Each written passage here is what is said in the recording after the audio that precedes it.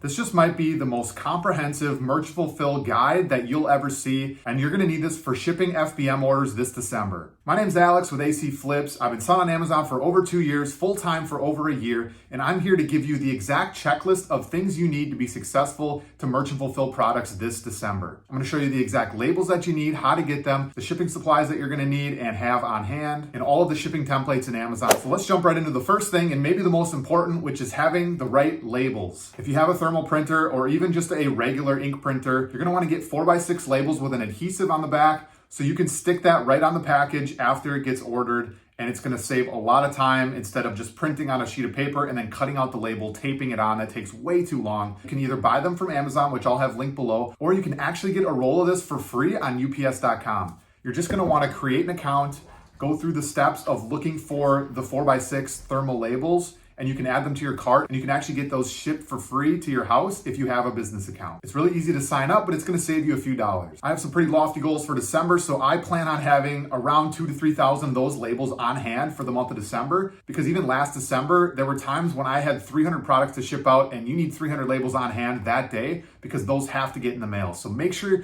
you don't run out of these labels. You wanna have some on hand at all times. Also, if you find that you're shipping out orders every day and it's taking up so much of your time and you're waiting in line at the post office, you can actually use Pirate Ship to schedule pickups, or go right directly to the USPS website and you can schedule pickups right at your house. So you don't have to leave the house. You can just set all the packages on the porch and they will come, scan all of them, and take them away for you so you don't have to leave the house. Last December, I spent so many hours at the post office waiting in line because everyone's trying to ship products, right? So we don't want to have to sit and wait in line, especially if you got boxes or bins of packages, standing in line with all this stuff. So go to Pirate Ship, schedule those pickups. You're gonna thank yourself later. The next thing we're gonna talk about is having the right poly mailers. Now, poly mailers are probably the most common bag that I ship products in because it's very versatile. You can put basically anything in them. And a lot of the items that you're gonna ship merchant fulfilled, you don't actually need protection on the product, right? If it's a clothing item, you just can throw it in a bag. It's not gonna get beat up or holes in it from the shipping process.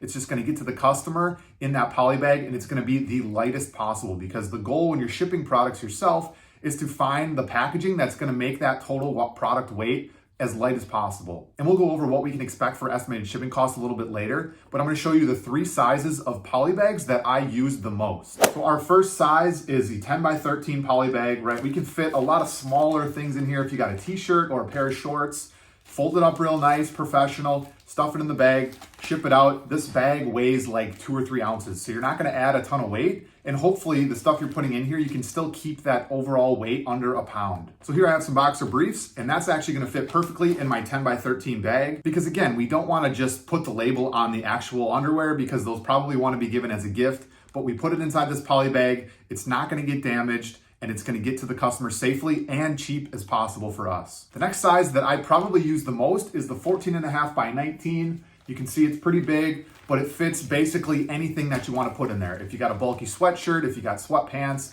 anything that's a little bit bulkier that still doesn't need protective packaging, you can put it in a bag like this. And again, this thing still only weighs 2 or 3 ounces, so you're not gonna add a ton of weight to your overall weight for the shipping cost. The last size, and probably the one I keep the least amount on hand, is the 19.5x24. It's a pretty big bag, but it's gonna fit anything from backpacks to large boxes, right? Sometimes if I have a product that's already boxed up, but I can't just ship it in that original box, right? The packaging, I'll actually just put a poly bag around it so it's protected, it won't get dirty, but the box itself, inside the packaging, is going to be enough to protect the product inside the box. So we just want to protect the box from getting dirty so it looks new, especially if it's given as a gift. So that's when I'll put this size poly bag around. Otherwise, I will put, backpacks in here or extra large clothing, anything that doesn't fit in the medium poly bag that I showed you earlier. I just put a backpack in here to show you. It fits pretty well. We still have a little bit of space, but the overall dimensions on this is around like 15x19x4. So you don't have to worry about how big or wide these types of packages are. The shipping cost is actually not as much as you may expect, and I'll talk about that later. Now, as for how many of those to keep on hand at all times, I like to keep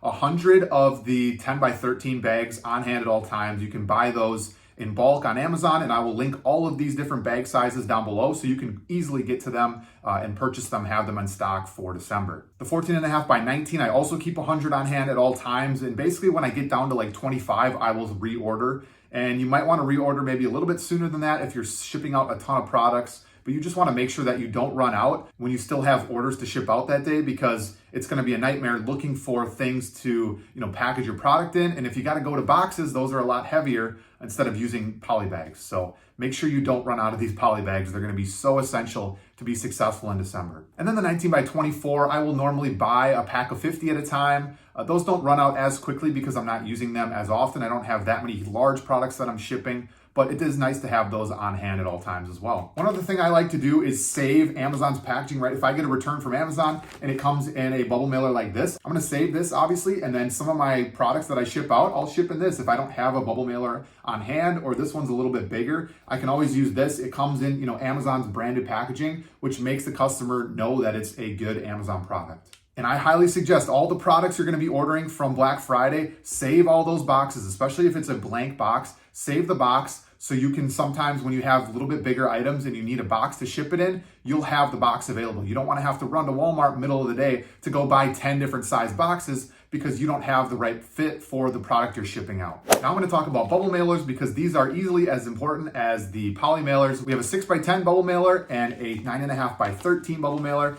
Most of the products that I'm going to ship, whether that's a vitamin or something small that is in a box, and maybe I don't want the box to get dinged up, it'll go in this small pack here. I mean, it fits quite a bit, and it's got that little bit of protection on the inside. A label fits on there perfect, so we don't have to worry about anything getting damaged shipping in this. Especially if it's a little bit fragile. I have a vitamin bottle here that's gonna fit in perfectly, right? We don't want the vitamin bottle to go in just a poly bag, because if that gets bounced around, then maybe the seal breaks and then the customer's unhappy and returns it. But in a poly mailer, it's kind of set in there, right? It's kind of held together by the bubble wrap on the inside, and it's gonna get to the customer safely. I've shipped hundreds of products like this in this bubble mailer, and I've had hardly any returns based on the packaging itself. So this is gonna be versatile and work for most of the items you're gonna ship.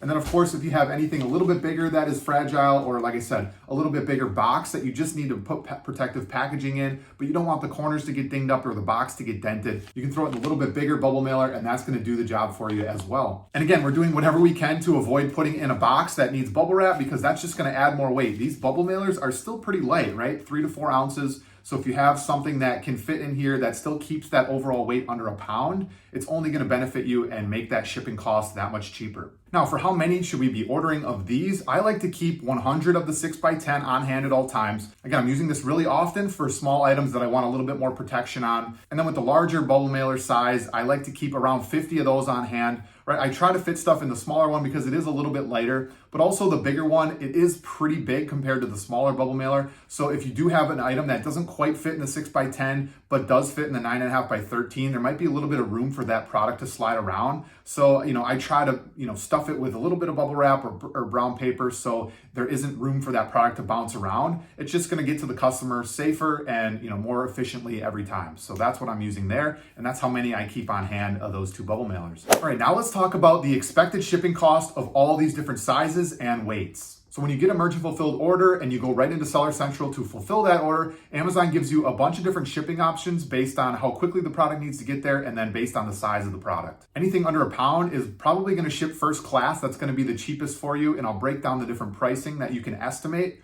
And anything over a pound is probably gonna be UPS Ground or USPS Ground Advantage, or maybe even FedEx Ground. Those couple options should be the cheapest of anything over a pound. So let's break it down under a pound, because there's a couple different price brackets we can look at. So if we're looking at a product that's 0 to 6 ounces, like that vitamin pack might be only like 6 ounces total with the packaging and label and everything. If the product is under 6 ounces, we can expect to pay between $4 and $4.50 to ship that product out. If the product is between 6 and 12 ounces, we can expect to pay anywhere between $4.50 and $5.50. And if the product is under a pound but above 12 ounces, we're gonna expect to pay between $5.50 and $6.50. Now, when we get over a pound, the size of the product is gonna start to matter, but when we're under a pound, most of those items are pretty small. So it's not gonna be, added cost of how big the product is. But now that we're over a pound, we're looking at, from a pound to 10 pounds, and the package dimension is, less than 20 inches in any dimension, we're gonna be paying probably between $6.50 and $12 in shipping. And then anything over 10 pounds, oversized, super large, right, over 20 inches in any dimension, we're probably gonna pay anywhere from $12 to $25. Even super large items, I've really only paid no more than $25 to ship.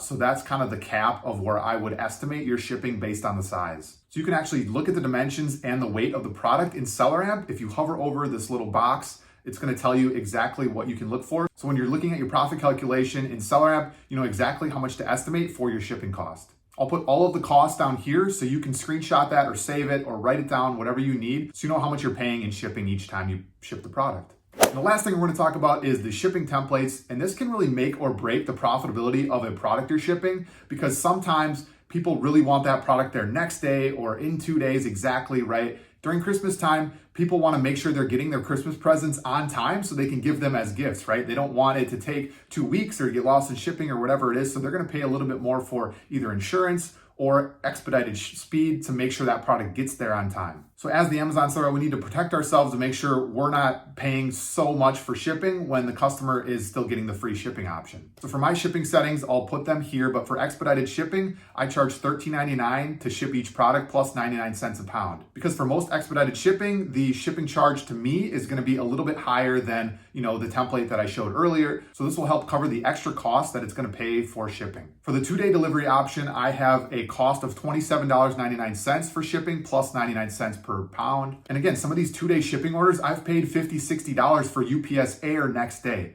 And you don't want to have to pay the bulk of that shipping because that's probably going to be most of the profit that you would have made on that product anyway. So this is going to help us save a little bit of money on shipping and make sure that the customer still gets their product on time. Now, the handling time settings is going to be your preference on how quickly you can get products out the door. But if you want to set to 0-day handling time, I have my cutoff time to be 2 p.m. Central Standard Time. And that's going to make sure that if I do get orders after 2 p.m., they can get pushed to the next day because, again, you might get a lot of orders during the day and you need to have some sort of cutoff so you can fulfill those orders on time. If you find that 0-day handling is too much to handle and you can't get those products out same day, you can switch to 1-day handling time, but I wouldn't go any worse than 1-day handling because most of the other FBM sellers are going to have a minimum of 1-day handling, if not 0-day handling time. So you want to stay competitive with the other sellers on the listing. And there you have it. This is the full comprehensive guide of how to be successful merchant fulfilling products this December. And I hope you guys got all the value you needed out of this. So refer back to the video if you need when you're shipping these merchant fulfilled products,